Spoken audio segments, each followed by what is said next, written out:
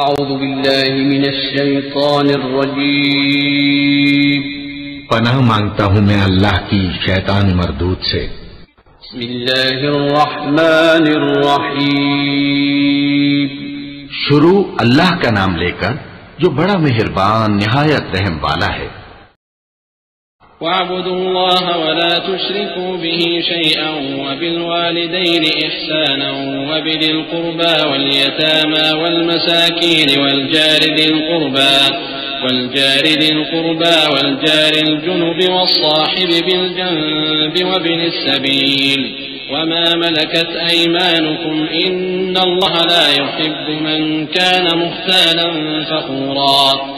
الذين يبخلون ويأمرون الناس بالبخل ويكتمون ما آتاهم الله من فضله وأعتدنا للكافرين عذابا مهينا۔ اور اللہ ہی کی عبادت کرو اور اس کے ساتھ کسی چیز کو شریک نہ بناؤ،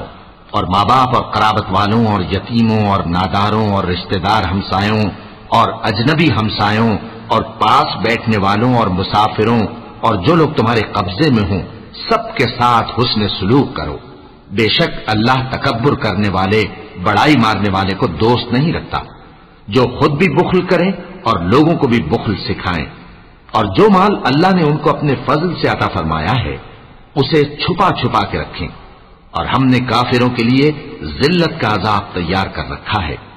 والذين ينفقون أموالهم رئاء الناس ولا يؤمنون بالله ولا باليوم الآخر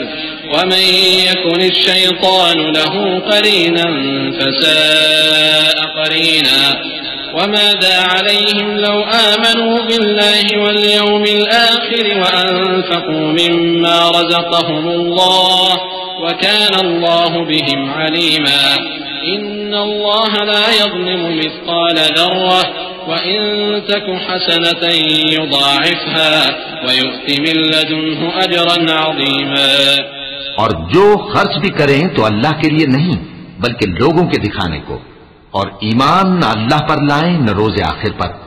اور جس کا ساتھی شیطان ہوا تو کچھ شک نہیں کہ وہ برا ساتھی ہے۔ اور اگر یہ لوگ اللہ پر اور روز قیامت پر ایمان لاتے اور جو کچھ اللہ نے ان کو دیا تھا اس میں سے خرچ کرتے تو ان پر کیا مصیبت آ پڑتی، اور اللہ ان کو خوب جانتا ہے۔ اللہ کسی کی ذرہ بر بھی حق تلفی نہیں کرتا، اور اگر کسی نے نیکی کی ہوگی تو اس کو کئی گنا کر دے گا اور اپنے ہاں سے اجر عظیم بخشے گا۔ فكيف إذا جئنا من كل أمة بشهيد وجئنا بك على هؤلاء شهيدا يومئذ يود الذين كفروا وعصوا الرسول لو تسوى بهم الأرض ولا يكتمون الله حديثا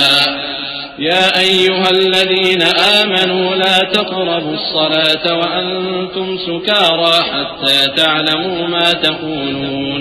ولا جنبا إلا عابري سبيل حتى تغتسلوا وإن كنتم مرضى أو على سفر أو جاء أحد منكم من الغائط أو لامستم النساء فلم تجدوا ماء فتيمموا صعيدا طيبا فامسحوا بوجوهكم وأيديكم إن الله كان عفوا غفورا۔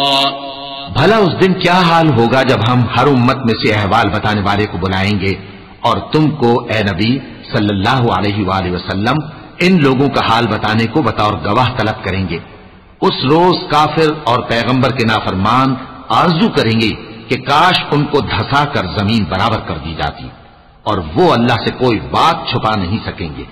مومنو، جب تم نشے کی حالت میں ہو تو جب تک ان الفاظ کو جو منہ سے کہو سمجھنے نہ لگو نماز کے پاس نہ جاؤ، اور جنابت کی حالت میں بھی نماز کے پاس نہ جاؤ یہاں تک کہ غسل کر لو۔ ہاں، اگر بحالت سفر رستے چلے جا رہے ہو اور پانی نہ ملنے کے سبب غسل نہ کر سکو تو تیمم کر کے نماز پڑھ لو، اور اگر تم بیمار ہو یا سفر میں ہو یا کوئی تم میں سے بیت الخلا سے ہو کر آیا ہو یا تم نے عورتوں سے مقاربت کی ہو اور تمہیں پانی نہ ملے تو پاک مٹی لو اور منہ اور ہاتھوں کا مسا کر کے تیمم کر لو، بے شک اللہ معاف کرنے والا ہے، بخشنے والا ہے۔ ألم تر إلى الذين أوتوا نصيبا من الكتاب يشترون الضلالة ويريدون أن تضلوا السبيل والله أعلم بأعدائكم وكفى بالله وليا وكفى بالله نصيرا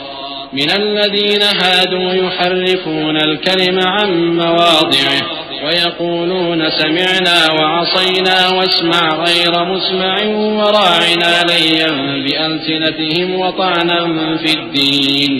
ولو أنهم قالوا سمعنا وأطعنا واسمع وانظرنا لكان خيرا لهم وأقوم ولكن لعنهم الله بكفرهم فلا يؤمنون إلا قليلا۔ بھلا تم نے ان لوگوں کو نہیں دیکھا جن کو کتاب سے حصہ دیا گیا تھا کہ وہ گمراہی کو خریدتے ہیں اور چاہتے ہیں کہ تم بھی رستے سے بھٹک جاؤ، اور اللہ تمہارے دشمنوں سے خوب واقف ہے، اور اللہ ہی کافی کارساز ہے، اور اللہ ہی کافی مددگار ہے۔ اور یہ جو یہودی ہیں ان میں کچھ لوگ ایسے بھی ہیں کہ کتاب اللہ کے کلمات کو ان کے مقامات سے ہٹا دیتی ہیں اور کہتے ہیں کہ ہم نے سن لیا اور نہیں مانا، اور کہتے ہیں سنو نہ سنوائے جاؤ، اور زبان کو مروڑ کر اور دین میں تان کی راہ سے تم سے گفتگو کے وقت راعینا کہتے ہیں، اور اگر یوں کہتے کہ ہم نے سن لیا اور مان لیا اور صرف اسمع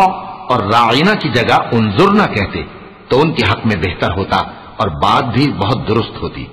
لیکن اللہ نے ان کے کفر کے سبب ان پر لعنت کر رکھی ہے تو یہ کچھ تھوڑے ہی ایمان لاتے ہیں۔ يا أيها الذين أوتوا الكتاب آمنوا بما نزلنا مصدقا لما معكم من قبل أن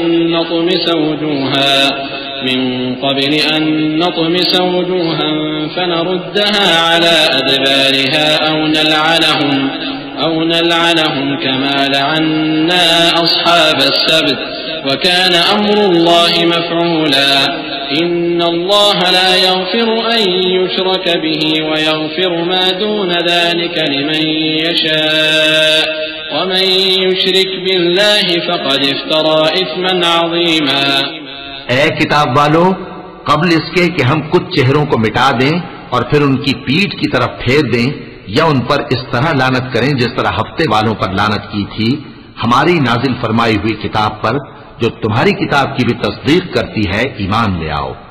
اور اللہ نے جو حکم فرمایا سو سمجھ لو کہ ہو چکا۔